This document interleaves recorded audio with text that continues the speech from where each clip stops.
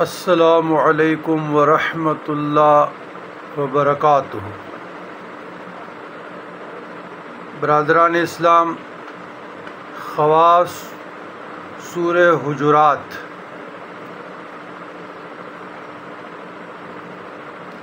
اللہم صلی علی سیدنا محمد وعلی آل سیدنا محمد صلاۃ دائمۃ مقبولۃ تؤدی بہا عنا حقہ العظیم۔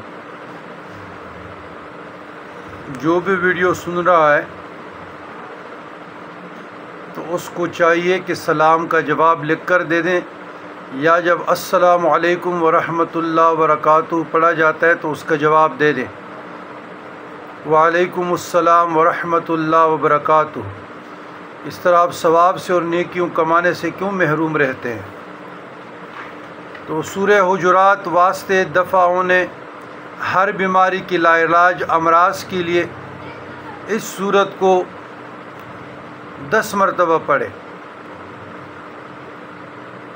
اور یہی سورت جو حاملہ خواتین ہیں تو برابر اگر وہ 1 مرتبہ بھی پڑھے، اس پر پانی دم کر کے پیا کرے تو اس کا حمل ضائع نہ ہوگا۔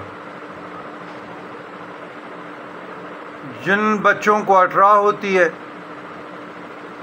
وہ سکے ہوئے ہوتے ہیں، یا جن خواتین کو اٹرا بیماری ہوتی ہے تو ان کے لیے بھی اکثیر ہے، مجربات بزرگان دین میں سے ہے۔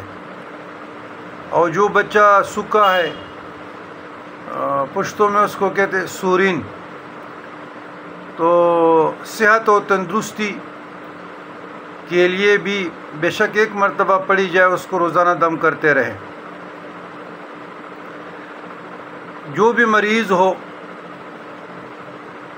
مریض ہو لاعلاج امراض کے لیے تو اس سورت کا پڑھنا مجرب ہے۔ جو گائے بھینس وغیرہ دودھ نہیں دیتے، جن خواتین کے دودھ میں کمی ہوتی ہے، تو سورہ حجرات کے پڑھنے سے اس پہ پانی دم کر کے پیا کرے، انشاءاللہ تعالی دودھ زیادہ ہوگا۔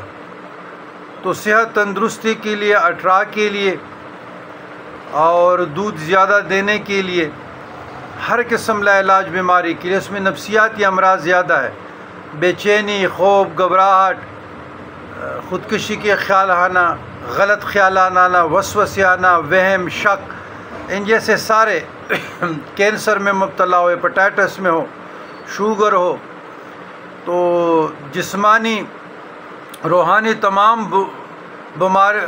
بیماریوں کے لیے تریاق ہے، اکثیر ہے، مجربات بزرگان دین میں سے ہے۔